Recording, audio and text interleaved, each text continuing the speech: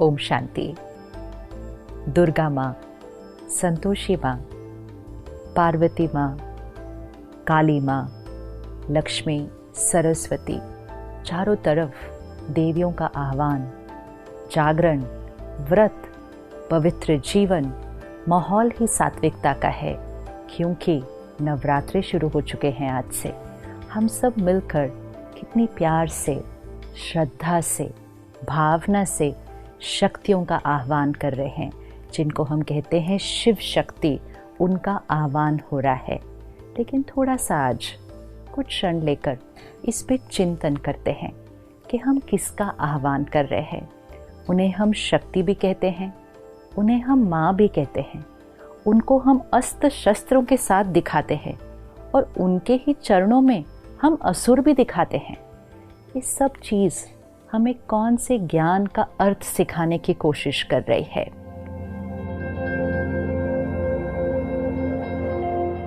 देवी का चित्र और चरणों में असुर। तो क्या वो देवियां हिंसा करती थी? क्या उन्होंने असुरों की हिंसा की थी, या इसके पीछे कुछ भाव है? और जो शक्ति का आह्वान कर रहे हैं, कौन सी और कहाँ से उन शक्तियों को बुला रहे हैं? थोड़ा सा सोचते हैं। डिविनिटी, प्योरिटी, ये आत्मा का ओरिजिनल गुण है जो आज हम भूल चुके हैं। और क्योंकि हम अपनी डिविनिटी को भूल जाते हैं, तो हमारे अंदर के जो वाइसेस हैं, काम, क्रोध, लोभ, मोह, अहंकार, ये इमर्ज हो जाते हैं। डिविनिटी मर्ज हो जाती है, विकार इमर्ज हो जाते हैं। अब अगर किसी को इसको सिंबॉलिकली दिखाना है कि डिविनिटी ने वाइसेस के ऊपर ओवर पावर किया, प्योरिटी ने ईगो के ऊपर ओवर पावर किया, इसको पिक्टोरियली रिप्रेजेंट करो, इसको सिंबॉलिकली रिप्रेजेंट करो। तो विकारों को हम कैसे दिखाएंगे? जैसे कहीं दिखाना होता है कि स्मोकिंग इज़ नॉट अलाउड, कहीं दिखाना है कि डेंजर है, तो हम क्या करते हैं? वो स्कल ड्रॉ करते हैं, उस पर क्रॉस लगाते हैं।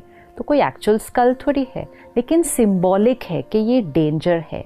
तो वो जो वाइसेस, वो जो असुर चरणों के नीचे दिखाए हुए हैं, वो कोई असुर नहीं है फिजिकल, वो हमारे अंदर की आसुरी वृत्ति, विच मीन्स हमारे अंदर की नेगेटिविटीज़, हमारे अंदर की रॉन्ग हैबिट्स, हमारे अंदर की वीकनेसेस, हमारे अंदर के विकार, jealousy, hatred, hurt, rejection, manipulation, control, domination, the list is long.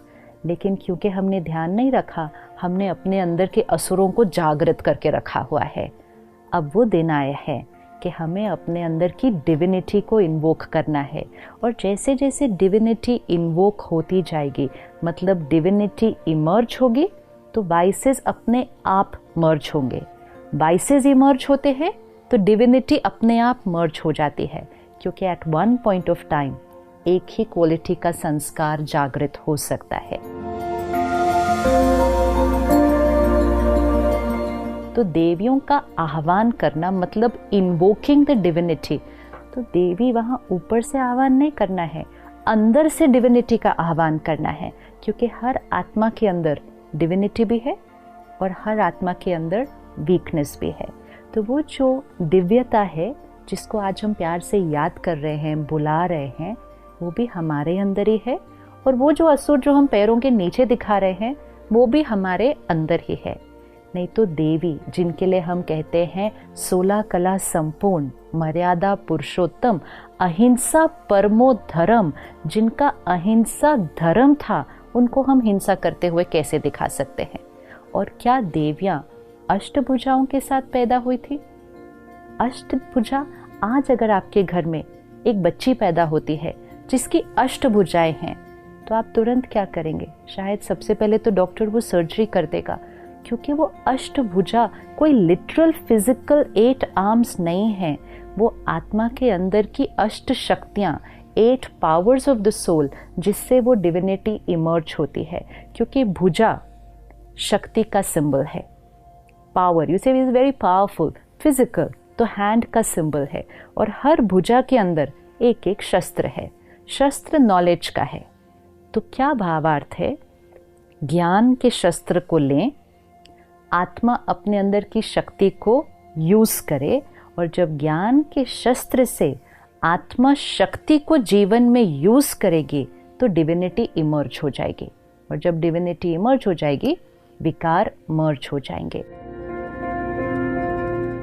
तो अष्टभुजाधारी अर्थात अष्ट शक्तियों वाली डिवाइन आत्मा, तो आज अपने साथ पुरुषार्थ करते हैं कि मुझ आत्मा की वो जो अष्ट शक्तियाँ हैं, सहन करने की शक्ति, सामना करने की शक्ति, परखने की शक्ति, निर्णय लेने की शक्ति, सहयोग देने की शक्ति, बहुत सारी शक्तियाँ हैं। और आज हम बहुत इजीली कह देते हैं मेरे अंदर तो शक्ति ही नहीं है, मेरे से तो सहन ही नहीं होता, मैं नहीं सबके साथ एडजस्ट कर सकती, और एडजस्ट करूँ तो कितना करूँ, मैं ही सबका एडजस्ट करूँ, मैं ही ये हमने कहते कहते क्या कर दिया, अपने अंदर की शक्तियों को कम कर दिया। तो ये 9 दिन शक्तियों का आह्वान करना है। और शक्तियों का आह्वान करने के लिए हम क्या करते हैं? सबसे पहले जागरण करते हैं। अब सोचने की बात है, देवियों को याद करना है, उनकी महिमा करनी है, दिन में क्यों नहीं कर सकते हैं? रात को जाग कर क्या करने की ज़रूरत है? क्या दिन में करने से हम देवी की महिमा नहीं कर सकते हैं? लेकिन जागरण मतलब अज्ञान की नींद से जागरण। तो जब इस सृष्टि पर कलयुगी अंधकार है, अज्ञान, इग्नोरेंस, डार्कनेस, जब अज्ञान है तब अवेकनिंग की ज़रूरत है। अवेकनिंग अर्थात waking up from that night of ignorance. Awakening मतलब अज्ञान की नींद में सोए हुए हैं, उससे जागरण करो। तो रात को जागना है मतलब अज्ञान की नींद से जागना है। तो रात को जाग के डिविनिटी का आह्वान करना है। फिर हम ये 9 दिन व्रत करेंगे। अब क्या व्रत सिर्फ खाने पीने की चीज़ों का करना है? व्रत मतलब प्लेज, वाव लेना कि मुझ आत्मा ने ये करना है। लेकिन अब हम इस 9 दिनों में व्रत को थोड़ा और गहराई से लेते हैं कि सिर्फ खाने पीने का नहीं, साथ साथ व्रत लेते हैं कि हम 9 दिन गुस्सा नहीं करेंगे, हम शांत रहेंगे, हम 9 दिन पर चिंतन नहीं करेंगे, किसी के बारे में कोई गलत बात यहाँ से वहाँ फैलाएंगे नहीं, हम 9 दिन सुबह जल्दी उठकर ध्यान करेंगे, मेडिटेशन करेंगे, हम 9 दिन कोई गलत चीज़ ना खाएंगे न पिएंगे। व्रत तो बहुत सारे हैं करने के लिए, लेकिन व्रत लेना है क्योंकि व्रत करने से आत्मा की शक्ति बढ़ती है। Because we start living a life of discipline and discipline increases will power. तो एक हम जागरण करते हैं, दूसरा हम व्रत करते हैं, तीसरा सात्विक अन्न। 9 दिन प्याज लहसुन के बिना सात्विक भोजन बनाया जाता है। डिविनिटी एंड सात्विकता गोज टुगेदर। इसका मतलब अगर तामसिक भोजन खाएंगे तो डिविनिटी इमर्ज नहीं हो सकती है। तो सात्विक भोजन मतलब वेजिटेरियन विदाउट अनियन गार्लिक, लेकिन साथ साथ परमात्मा की याद में बना हुआ, बड़े सात्विक मन से बनाया हुआ खाना, सात्विक तरीके से कमाया हुआ धन पहले घर में आए, फिर सात्विक अन्न बने और सात्विक मन की स्थिति में बने, तब वो प्रसाद बनता है। तो सात्विक अन्न जब खाना शुरू कर ही रहे हैं तो साथ साथ ये भी सोच लीजिए कि सिर्फ 9 दिन क्यों? क्या डिवाइन लाइफ सिर्फ 9 दिन चाहिए? त्योहार आते हैं हमें जीवन जीने का तरीका सिखाने के लिए कि जो चीज़ हम 9 दिन करेंगे वो हम जीवन भर भी कर सकते हैं। लेकिन इस 9 दिन में ध्यान रखना कि प्रतिज्ञा सिर्फ यहाँ से नहीं करनी। कभी कभी मन में चलता रहता है, आज 5वां दिन हो गया, आज 6ठा दिन हो गया, कब ये 9 दिन पूरे होंगे, सब कर रहे हैं इसलिए मुझे भी करना पड़ता है। मजबूरी से नहीं, मजबूरी से आत्मा की ताकत कभी नहीं बढ़ेगी। प्रतिज्ञा से करना है कि जीवन में सात्विकता। फिर 9 दिन दिया जलाया जाता है। तो मिट्टी का दिया और वो लौ, इसका क्या सिग्निफिकेंस है कि मिट्टी का जो बॉडी शरीर का प्रतीक है और जो लौ है वो आत्मा का प्रतीक है। तो 9 दिन दिया ज़रूर चलना चाहिए।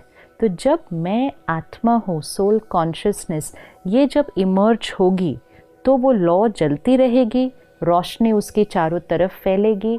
एंड मोस्ट इम्पोर्टेंट, हम अपने जीवन में चाहिए से दिया की तरफ शिफ्ट हो जाएंगे। दिया जलता रहे तो जीवन शुभ होता है। कौन सा दिया जलता रहे? प्यार दिया, सम्मान दिया, सहयोग दिया, सबको दिया और हमेशा दिया, ये दिया जलेगा तो जीवन शुभ रहेगा। जागरण, सात्विकता, व्रत और दिया, जब ये सब हो गया तो रिश्ते बड़े प्यारे हो जाते हैं। एक दूसरे के साथ एडजस्ट करना, सहयोग देना, ये एक नेचुरल जीवन जीने का तरीका बन जाता है। तो वो जो रिश्तों में एडजस्टमेंट और उस एडजस्टमेंट से जो हार्मनी क्रिएट होती है, उसी का यादगार हम रास और गरबा करते हैं। रास को देखो, गरबा को देखो, कितना सुंदर डांस फॉर्म है। सभी के हाथ में 2-2 डंडे हैं। अब अगर एक के डंडे को देखकर दूसरे ने डंडा मारा और बहुत हार्मनी से चले तो वो एक ब्यूटीफुल फॉर्म ऑफ डांस हो जाता है।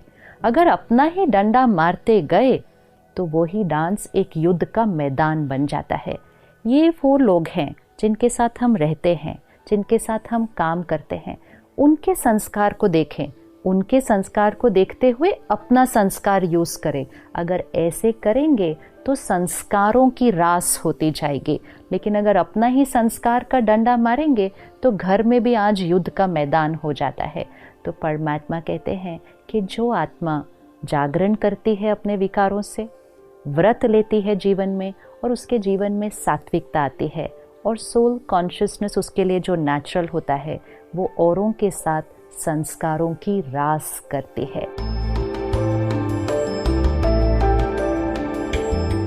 तो अगले 8 दिन हम सब रोज मिलेंगे और सिर्फ देवियों का आह्वान नहीं करेंगे, अपने अंदर की उस दैवी शक्ति का आह्वान करेंगे।